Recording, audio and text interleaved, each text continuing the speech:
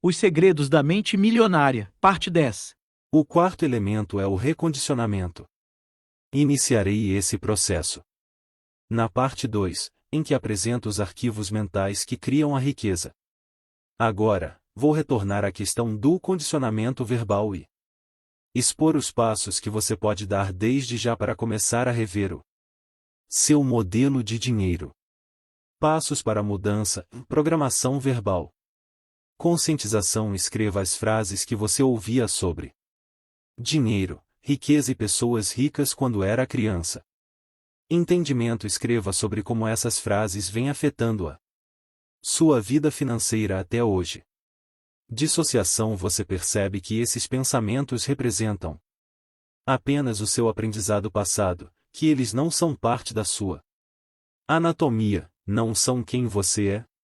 Consegue ver que o presente lhe dá a opção de ser diferente? Declaração. As coisas que eu ouvia sobre dinheiro não são necessariamente verdadeiras. Opto por adotar novas formas de pensar que contribuam para a minha felicidade e o meu sucesso. Agora diga: eu tenho uma mente milionária. A segunda influência e exemplos. A segunda maneira como somos condicionados é chamada de exemplo. Como se comportavam os seus pais ou responsáveis em questões de dinheiro quando você era criança? Eles cuidavam bem ou mal das finanças? Eram gastadores ou econômicos? Eram investidores perspicazes ou nunca investiam? Eram propensos a arriscar ou conservadores? Vocês tinham dinheiro sempre ou só esporadicamente? O dinheiro afluía com facilidade à sua família ou era suado? Era fonte de felicidade ou motivo de ásperas discussões? Por que essa informação é importante? Você já deve ter ouvido a frase: macaco vê, macaco faz. Ora, nós, seres humanos, não ficamos muito atrás. Quando crianças, aprendemos quase tudo a partir dos exemplos que nos dão. Embora a maioria de nós odeie admitir o que vou dizer, há uma boa dose de verdade no velho ditado: a fruta não cai longe da árvore. Isso me lembra a história da mulher que estava preparando o pernil para o jantar, cortando as duas pontas dessa peça de carne. Sem entender, o marido lhe perguntou por que ela fazia isso. Ela respondeu: era assim que a minha mãe fazia. Justamente naquela noite, a sua mãe foi jantar com eles. Os dois aproveitaram para lhe perguntar por que ela sempre cortava as duas extremidades do pernil. A mãe respondeu: porque era assim que a minha mãe fazia. Então, eles decidiram telefonar para a avó dela e saber por que ela cortava as pontas do pernil. A resposta? Porque a minha panela era pequena. A questão é, em matéria de dinheiro, tendemos a ser idênticos aos nossos pais, a um deles em particular ou a uma combinação dos dois. O meu pai, por exemplo, era empresário do ramo da construção civil, construía de 12 a 100 casas por projeto. Cada um desses empreendimentos demandava um pesado investimento de capital.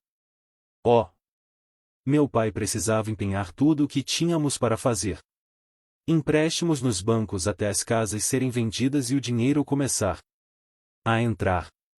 Por isso, toda vez que ele dava início a um projeto, nós ficávamos mergulhados em dívidas e sem um tostão para gastar. Como você pode imaginar, por essa época o humor do meu pai não era dos melhores, nem a generosidade era o seu forte. Para tudo o que eu lhe pedia, mesmo que custasse só um centavo, a sua resposta padrão depois de "você acha que eu sou feito de dinheiro?" era: está maluco? É claro que eu não conseguia mais do que aquele olhar de nem pense em pedir outra vez. Garanto que você sabe exatamente o que é isso. Essa situação durava 1 ano ou 2, até as casas serem vendidas. Depois, ficávamos cheios da grana. Da noite para o dia, o meu pai se transformava em outra pessoa. Ficava feliz, afável e extremamente generoso.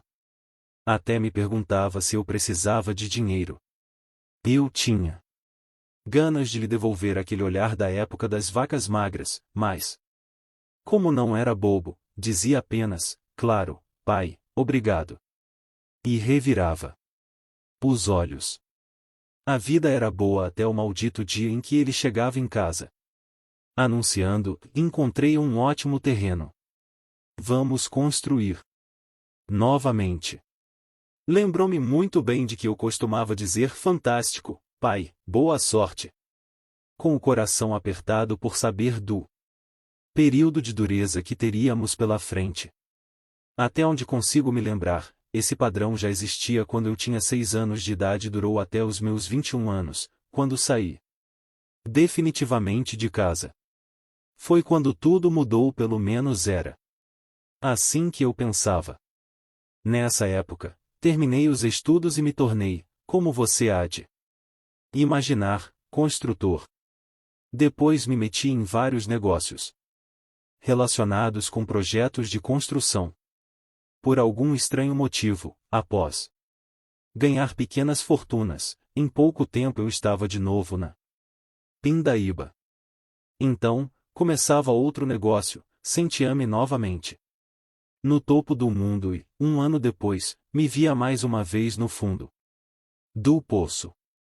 Fiquei cerca de 10 anos nesse esquema de altos e baixos, até perceber que o problema talvez não fosse o ramo de negócio em que eu estava, os sócios que escolhia, os empregados que tinha, a situação econômica do país ou minha decisão de dar um tempo no trabalho e relaxar quando as coisas iam bem. Finalmente, reconheci que, talvez, estivesse inconscientemente revivendo os altos e baixos do meu pai. Graças a Deus, tive a oportunidade de aprender o que você está lendo neste livro e consegui me recondicionar a abandonar o modelo ioiô e construir uma vida de prosperidade crescente. Até hoje. Sinto ânsia de mudar quando as coisas vão bem, e sabotar a mim mesmo no processo, mas agora tenho na mente outro arquivo que observa esse sentimento e diz: obrigado pela informação. Pode retomar a concentração e voltar ao trabalho. O exemplo seguinte vem de um dos participantes dos seminários. Nunca vou me esquecer de um senhor que, em lágrimas, se aproximou de mim no final da apresentação com a respiração ofegante e enxugando os olhos na manga da camisa. Olhei para ele e perguntei: qual é o problema, senhor? Ele respondeu: tenho 63 anos de idade. Leio livros e frequento seminários. Desde que eles foram inventados. Já escutei todo tipo de palestrante. E tentei tudo que eles sugeriram: ações, imóveis, uma dúzia de negócios diferentes. Voltei à universidade e obtive um MBA.